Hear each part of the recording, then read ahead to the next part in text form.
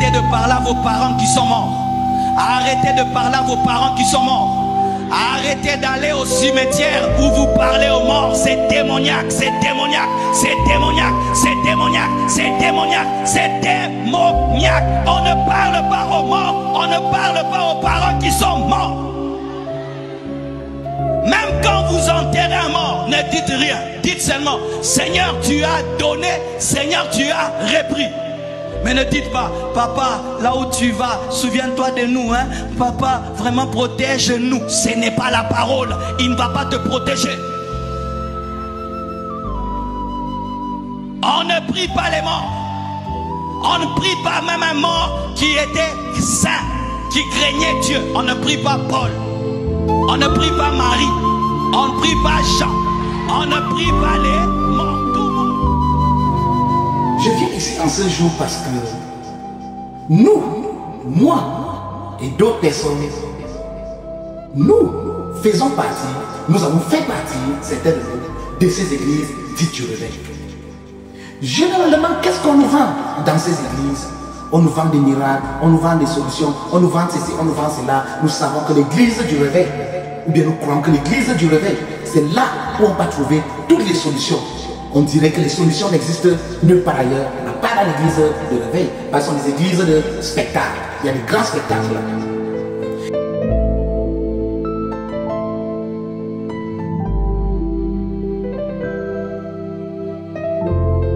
Bonjour chers tous, bonjour peuple de Dieu, bonjour chers abonnés, bonjour à tous ceux qui me suivent de manière quotidienne. Je viens ici pour qu'on fasse un commentaire sur la vidéo que nous venons de voir. Et avant de faire un commentaire, je dirais quelque chose. Honnêtement, je n'ai pas un problème avec l'Église La Compassion, je n'ai pas un problème personnel avec le pasteur qui prêche là, mais j'ai juste un problème avec l'enseignement qu'il donne. Donc je n'attaque pas cette église, mais je veux juste attaquer certaines informations des églises, des pasteurs, des églises dites du réveil.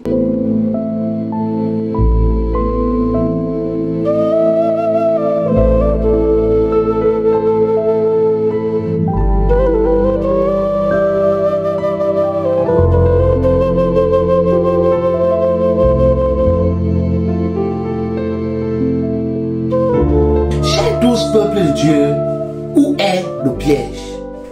Quel est le piège? Je viendrai vers vous expliquer certaines choses. Vous savez, dans mon parcours, dans la religion chrétienne, intra et extra-chrétienne, j'ai appris beaucoup de choses, j'ai découvert beaucoup de choses et j'analyse beaucoup.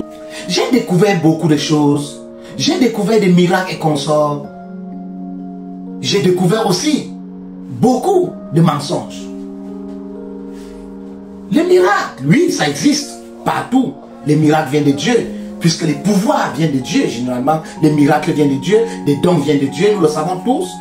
Mais l'Église nous fait toujours comprendre, l'Église nous fait toujours croire que des miracles viennent de ces pasteurs dits du réveil. Chers tous, peuple de Dieu, je vous explique quelque chose. Moi, en tant que chrétien, moi, en tant que serviteur de Dieu, moi, en tant que quelqu'un qui croit à la tradition, moi, en tant qu'un homme spirituel, je vous expliquerai quelque chose. Il y a le miracle partout. Dans toutes les églises du monde, il y a le miracle. Que ce soit chrétien, musulman, shintoïste, patati patata, il y a le miracle. Que ce soit même dans notre tradition, il y a le miracle. Mais c'est juste que certaines personnes, certaines églises, les églises dites surtout du réveil, sont entrés dans le tapage médiatique, sont entrés dans le tapage, dont les miracles même se font inventer. Non seulement le miracle, je vais venir avec des enseignements, je vais venir attaquer certains enseignements dans les églises dites du réveil, que certains pasteurs enseignent, déroutent les fidèles avec.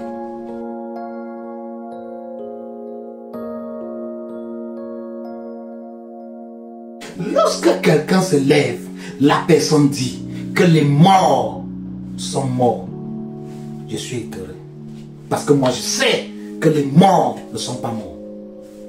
Beaucoup ont sorti des théories, beaucoup vont aller dans la Bible, lire les versets bibliques et consorts. Mais Je ne vais pas aller loin. Je vais lire un seul verset biblique qui a été traduit, qui a été tripatouillé, mais je connais un peu. Moi, en tant qu'un théologien, je ne lis pas juste le texte, j'entre dans le contexte. Parce que j'ai l'habitude de vous dire qu'un texte, lorsqu'il est enlevé de son contexte, ça devient juste un prétexte. Donc lorsque je lis, j'entre dans l'histoire, la géographie, j'entre dans la sociologie de cette époque et de ce peuple pour mieux comprendre pourquoi ceci se passait comme cela. Ici, l'homme de Dieu dit, les morts sont morts, les morts n'ont pas d'impact. Mais je vais vous poser une question. Pensez-vous vraiment que les morts sont morts? Lorsque nous entrons dans 1 Corinthiens chapitre 15, le verset 29, nous savons que c'est la lettre de Paul aux Corinthiens. Qui étaient les Corinthiens? Je n'en parle pas là-dedans. Mais qu'est-ce que ce passage biblique nous dit? Il y avait quelque chose qui se passait à l'époque. Puisque c'était à l'époque où Paul prêchait le message de Jésus aux païens. Il avait amené le message de Jésus aux païens. Et on savait que pour naître de nouveau, il fallait être baptisé. Donc à cette époque, il y avait une croyance. Il y avait quelque chose qui se passait. Oui. Il y a quelque chose qu'on avait adopté dans les églises primitives de la Corinthe. Qu'est-ce qui se passait? On baptisait des personnes. Mais ces personnes qu'on baptisait, leurs parents n'avaient pas reçu le Christ. Leurs parents n'avaient pas reçu ce baptême. Donc qu'est-ce qu'on faisait? Lorsque je venais par exemple pour me baptiser, je faisais mon baptême et je me baptisais aussi. Et je faisais des sacrifices pour des personnes qui sont mortes. Pour que ça parte épurer leurs âmes. Pour que le jour de la résurrection, que ces personnes ressuscitent aussi. C'était ça le concept de ce passage. Certains vont lire ceci, vont lire cela, vont lire ceci. Je vous pose encore une question. Admettons que les morts étaient morts. Allons-y dans des évangiles synoptiques, je ne sais pas si synoptic gospels, je ne sais pas comment on appelle ça en français, dans l'évangile de Matthieu, Marc et je pense Luc. Lorsqu'on nous parle de la transfiguration, c'est en Matthieu chapitre 17 verset 1 à partir du verset 1 et Luc chapitre 9 à partir du verset 28, je pense. Oui. Lorsqu'on nous parle de la transfiguration, qu'est-ce qui se passe dans la transfiguration?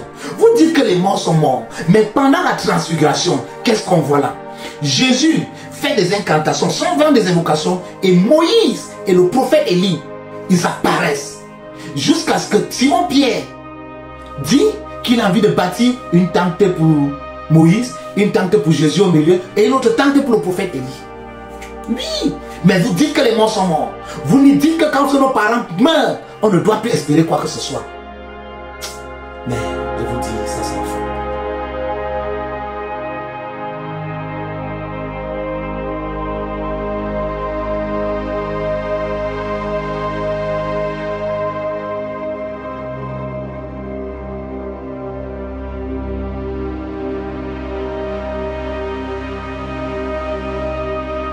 Je vais vous dire quelque chose, chers tous, chers Africains. Vous qui me suivez, si quelqu'un vous dit que les morts sont morts, cette personne entre vous est prêché une évangile morte. Ce ne sont pas nos morts qui sont morts, mais c'est un évangile qui est mort. Je vous assure, je suis témoin. Je vous assure, j'ai des expériences. Que quelqu'un vous dit que les morts sont morts, sachez que cette personne, son évangile est mort. Oui. Je vous assure qu'on ne vous trompe jamais. Que ce soit vos parents, que ce soit vos aïeux, beaucoup ne sont pas morts. Certaines viennent en réincarnation. Un peu comme le prophète Élie, c'était réincarné en Jean le Baptiste. D'autres viennent en esprit, communiquer avec vous, apparaissent, vous protègent, vous parlent, vous révèlent des choses. Mais comme la religion vous dit que les morts sont morts, lorsque vos morts viennent pour vous parler, vous dites que ce sont les fantômes, ce sont les démons.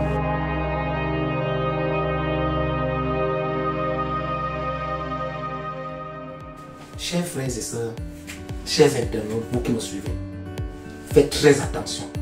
Faites gaffe avec les pasteurs des églises dites de réveil. Parce qu'ils ne vous réveillent pas. Ils vous endorment plutôt. Faites très attention. Ici, c'est votre serviteur. Le un, l'unique, l'apôtre ici. Merci et à très bientôt pour une autre rubrique.